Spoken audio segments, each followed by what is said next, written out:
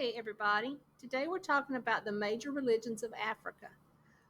Now, there are several assignments in this slideshow, and it's going to take you more than one day to complete what's in this presentation. 2 days, maybe 3 days. So we'll set some due dates as we go along. We're talking about the major religions of Africa, which are Islam, Christianity, and the traditional African religions. Your first assignment is to complete your guided notes as we go over this video. When you've finished, you add these notes to your interactive notebook.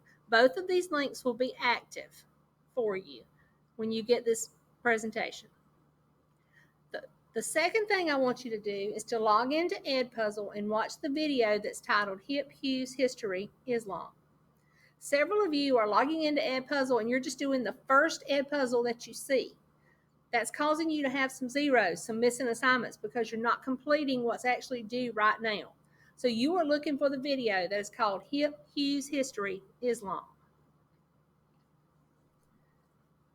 So the three main religions, Islam, Christianity, and traditional African. Islam is a monotheistic religion. It worships only one God. Its followers are called Muslims, and its founder or prophet is Muhammad. Islam's main prophet, Muhammad, he's called the father of Islam. Now, Muhammad developed Islam from a series of visions that he had as a young man, and he says that Gabriel gave him these visions, that they came from God. So that's how Islam was started. Muslims consider him to be the last prophet in the line of Abraham and Jesus. Now, there are no pictures of Muhammad. He was born in the year 570 AD. So photography was not even a thing. No one is sure what he looked like, but this is the image that the Muslims use on their holy materials. You can see that he has Arabic features. He has the dark skin, the dark hair, the dark eyes, the rather pointed nose. He looks Arabic. And we're going to talk more about Arabs in this section of our unit. The holy city for Islam is Mecca, which is where Muhammad was born. Now, what you see here is the center of Mecca, and all of these are people who are praying at Mecca. It's considered very important to the Islamic faith and to Muslims to visit Mecca at least once in your lifetime.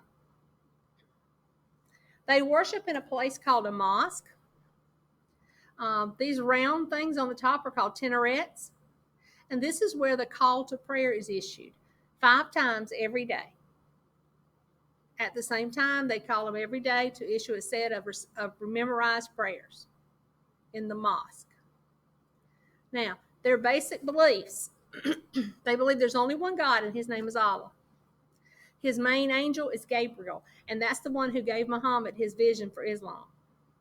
They have 4 major writings that they consider holy, but the Quran is the most important because it's the newest. Now, they also value the first 5 books of the Old Testament of our Bible because they consider that came from Abraham. Okay. They believe that on Judgment Day, the dead will rise again and be judged by Allah. They will either be sentenced to heaven or to hell based on how they lived as a human.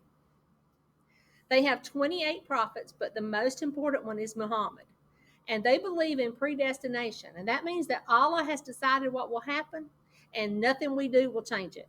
Okay? So they do not believe in the concept of free will. They believe that what is set in place for you is what will happen.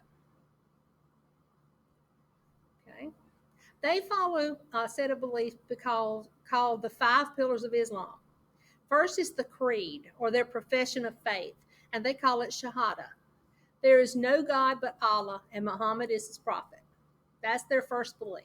That's the first thing they hold to be absolutely sacred. The second one is prayer, which they call Salat. They pray 5 times a day using a set of memorized prayers.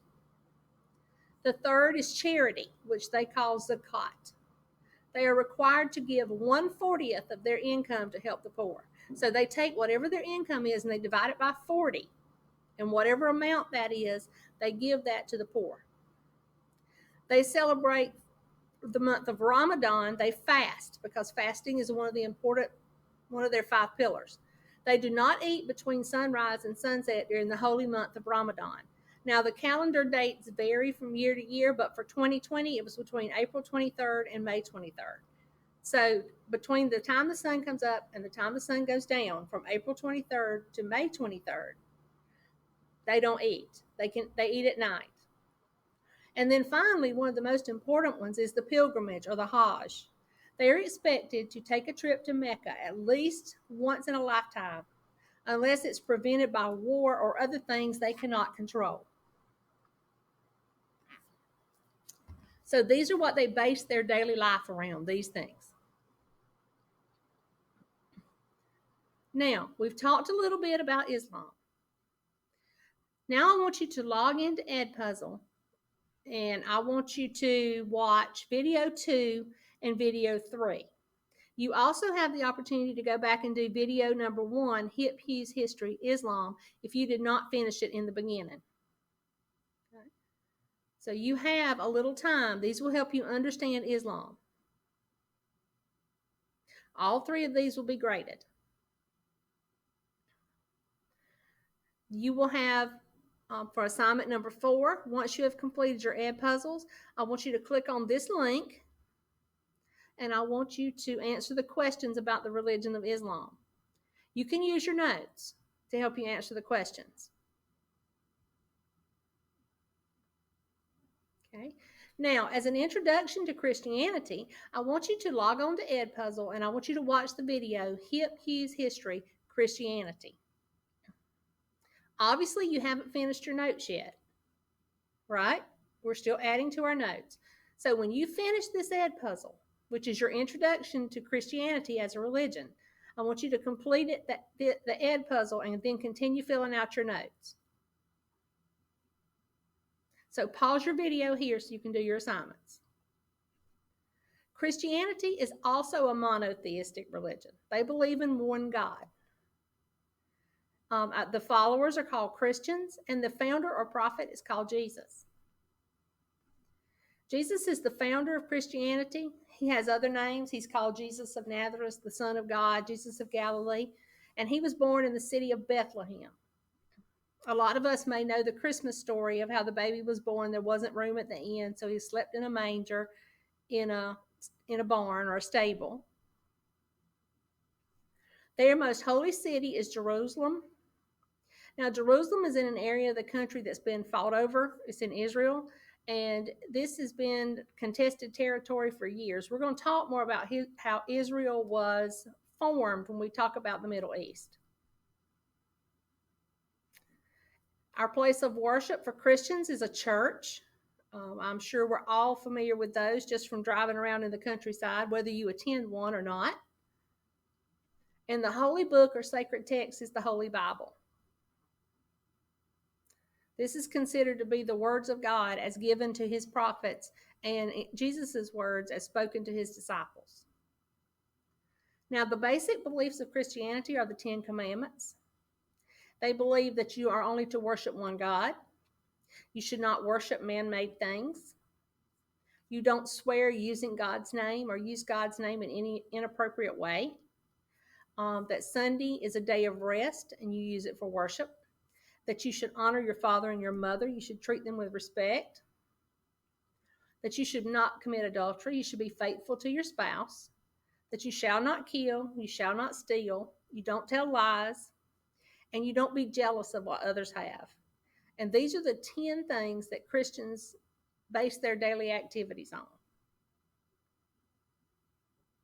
Okay. So I want you to pause here with your note taking. I want you to click on this link and I want you to complete the review questions using your notes.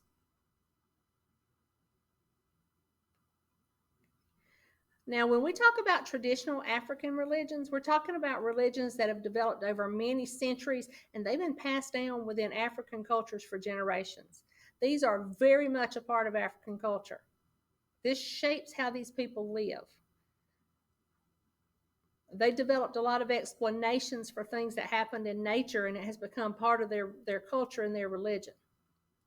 These beliefs influence every part of African life, including what they eat, what clothes they wear, how they get married, how they divide up work, how their children get educated, how they treat illnesses or injuries, and how they bury their dead. So, I mean, it influences everything in their lives. Each traditional religion is different, but they share a few things. One of them is that many of them view ancestors, the family members who came before them in the family line, as important figures, and they are due prayers, rituals, and other customs to honor and give thanks to the dead. Many of them worship nature. Their customs and rituals often involve natural elements, stories of nature spirits, and the worship of animals as holy objects. Okay? So nature is very important to them, and it started because this is what they knew. It's what they saw every day. They follow oral traditions, which is storytelling. So the way the older pass the beliefs down to the younger is through storytelling. Okay. I want you to click on this link below to answer the traditional religions of Africa review questions. Use your notes. I didn't ask you anything specific because we didn't talk about a specific traditional African religion. We will when we talk about a couple of the ethnic groups in Africa. Okay? And this will finish us up with the major religions. We'll be touching on them again as we go through ethnic groups, which is our next section of this unit. If you have any questions or any concerns, please reach out to me. That is why I'm here. Thank you.